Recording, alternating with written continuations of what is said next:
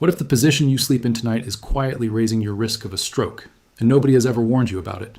No pain, no symptoms, nothing you would notice, just a slow, silent pressure building in your brain while you rest. Before I explain what's really happening, hit that like button right now, not for me, but for the next person scrolling past this video who needs to hear it.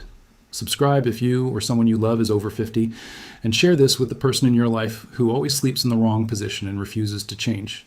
You might be the reason they wake up safe tomorrow. I'm a cardiologist, and I want to be honest with you about something most doctors never bring up during a normal checkup. We ask about your diet. We ask about your exercise. We check your cholesterol and your blood pressure sitting in a chair in broad daylight.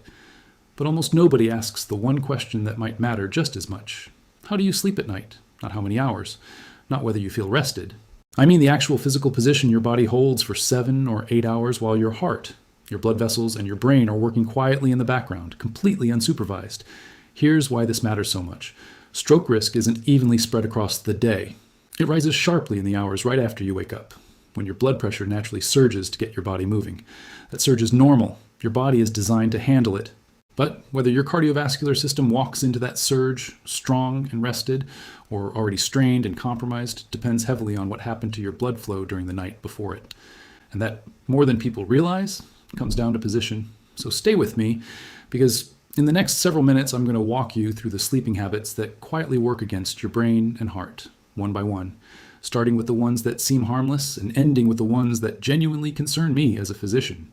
Then I'll show you the 2 positions that the evidence actually supports, and how to make the switch without wrecking your sleep in the process.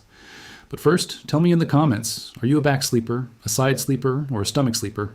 Keep that answer in mind. It's going to matter more than you think by the end of this video. Let's start with why any of this changes as we age, because that context makes everything else make sense. When you're younger, your blood vessels are flexible. They stretch, they adjust, they absorb the small pressure changes that come from moving, twisting, or lying in an awkward position. Sleep on your stomach at 25, and the worst outcome is a stiff neck in the morning. Your body simply compensates. But blood vessels change with age. The walls become stiffer. The small vessels feeding your brain lose some of their elasticity, and the system responsible for keeping your blood pressure balanced overnight becomes slower and less precise. This is exactly why healthy sleep includes something doctors call a nighttime dip, a natural drop in blood pressure while you rest. It's protective. It gives your heart a break and lowers the strain on the blood vessels feeding your brain. When your sleep position interferes with blood flow, whether by compressing a major vein, twisting a neck artery, or restricting your breathing, that protective nighttime dip gets disrupted.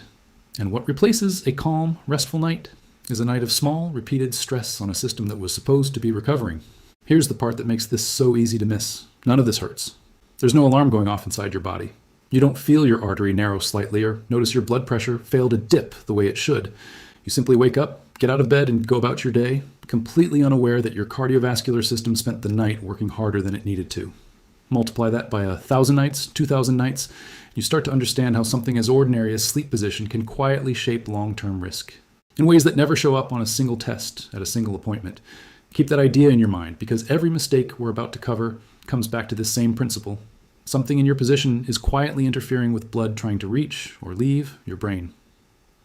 Let's begin with the position that looks the safest on paper, lying completely flat on your back with little to no elevation. It sounds ideal. Your spine is straight, nothing is twisted, nothing is compressed. Mattress advertisements love this position. But there's a detail missing from that picture. When your head is level with your heart for hours at a time, gravity isn't helping drain fluid away from your skull. The fluid that cushions your brain can build up slightly, nudging the pressure inside your skull a little higher than it should be. For most of the night, you won't notice this, but some people wake up around 2 or 3 in the morning with a dull, heavy headache, often at the base of the skull or behind the eyes. It's easy to blame that on stress, dehydration, or simply getting older. But it can also be your brain's way of telling you that pressure has been building for hours while you slept completely flat. The fix for this one is gentle. Elevating your upper body even slightly, around 15 degrees, gives gravity a small assist. This assist helps in keeping that fluid moving the way it should. I'll walk you through exactly how to do that safely later in this video. Now let's talk about a position that feels completely harmless but quietly works against your neck. Sleeping on your stomach. Think about what stomach sleeping actually requires. You can't breathe with your face pressed into the mattress, so your head has to turn to one side. This usually happens on the same side every single night out of habit. That means your neck stays twisted, sometimes close to 90 degrees for hours at a stretch. Running along either side of your neck are the vertebral arteries, two vessels that carry blood directly to the base of your brain. This area is responsible for balance, coordination, and basic survival functions like breathing regulation. When your neck stays rotated that far for that long, those arteries can become partially pinched, the same way a garden hose kinks when you step on it. Blood doesn't stop flowing entirely, but it slows, and it slows for hours, every night, for years. On top of that, stomach sleeping presses your rib cage into the mattress. Every breath you take has to fight against that pressure. Your lungs never fully expand, so you never take the kind of deep, full breath that delivers maximum oxygen to your blood. Combine that with a partially restricted artery feeding your brainstem, and you have two separate problems working together in the dark, night after night, quietly adding up. A younger, more elastic body absorbs this without much trouble. An older body managing high blood pressure or early vascular changes doesn't have that same margin. I want to be clear about something here. This doesn't mean every stomach sleeper is in danger. It means the risk quietly compounds with age, with existing blood pressure issues, and with how many hours you actually spend in that twisted position each night. Someone who briefly rolls onto their stomach for 20 minutes and then shifts away is in a very different situation than someone who stays there for most of the night. If you stay there every night for 30 years, the body remembers repetition far more than it remembers a single bad night. If this is resonating with you, drop a quick watching in the comments so I know you're still here, because the next mistake surprises even people who think they've fixed things. Let's talk about pillows, specifically, using too many of them. This one comes from good intentions. People stack 2, 3, sometimes 4 pillows to deal with acid reflux, sinus pressure, snoring, or simple comfort. And a moderate amount of elevation genuinely can help with some of those issues. The problem starts when the stack gets too high. When your head is pushed too far forward, your chin drops toward your chest. That forward bend puts pressure on the same vertebral arteries we just talked about, only this time from the front instead of the side. There's also a large vein in your neck responsible for draining used blood away from your brain and back toward your heart. When your neck bends forward too sharply for too long, that drainage pathway gets partially blocked too. Blood has a harder time leaving your brain, pressure builds slowly overnight, and your brain's ability to clear out waste while you sleep becomes less efficient.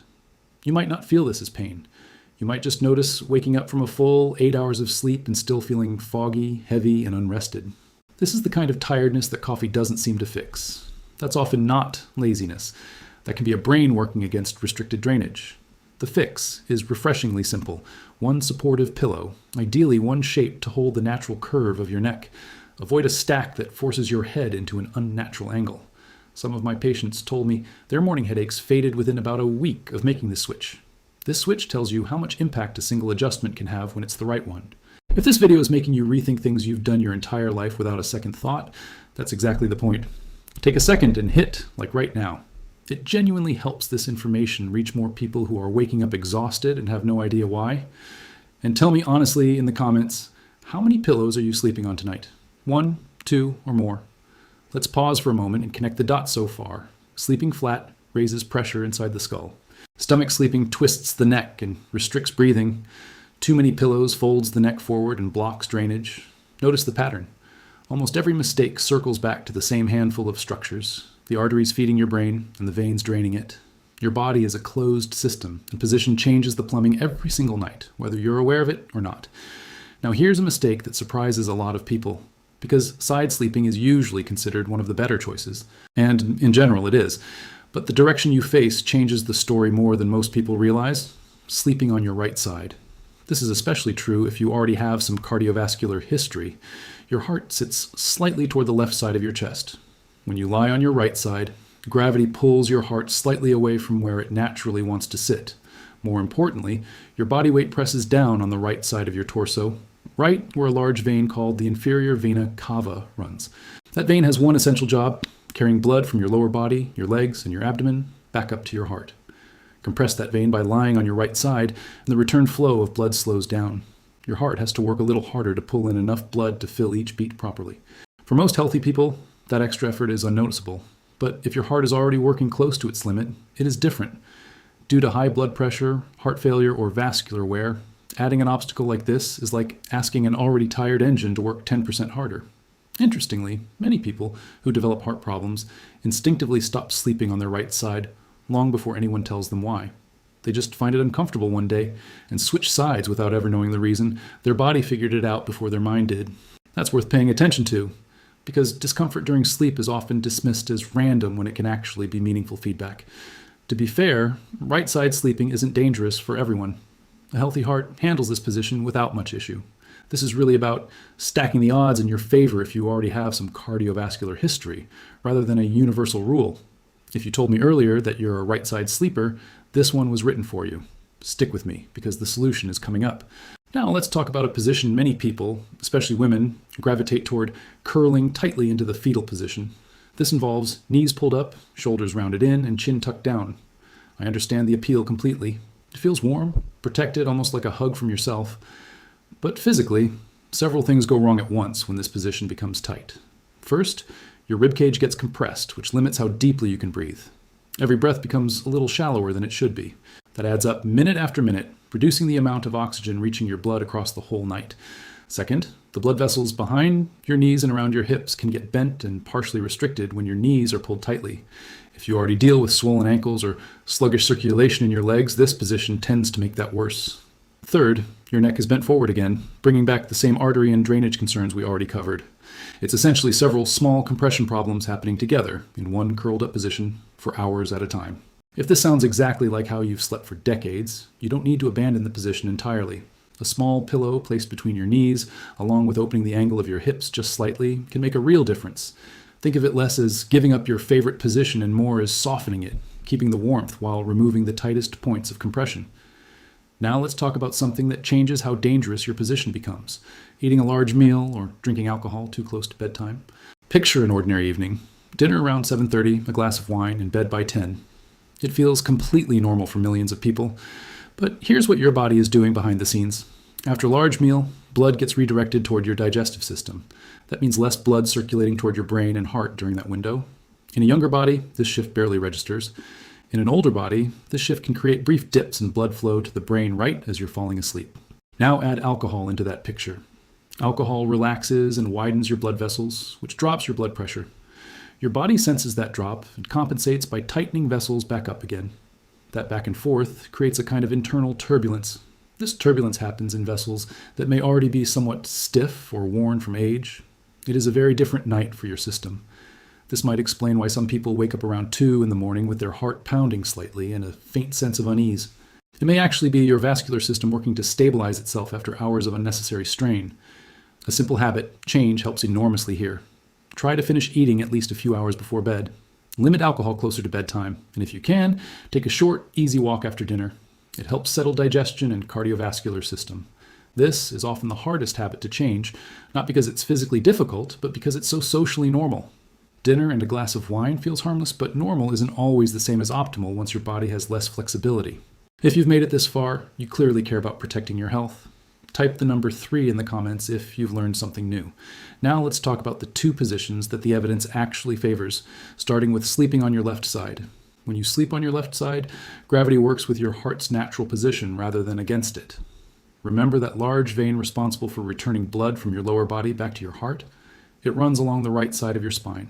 Sleeping on your left side takes pressure off that vein completely, letting blood return to your heart smoothly and efficiently all night long. Your heart doesn't have to work as hard, and circulation stays steadier from head to toe. There's another reason.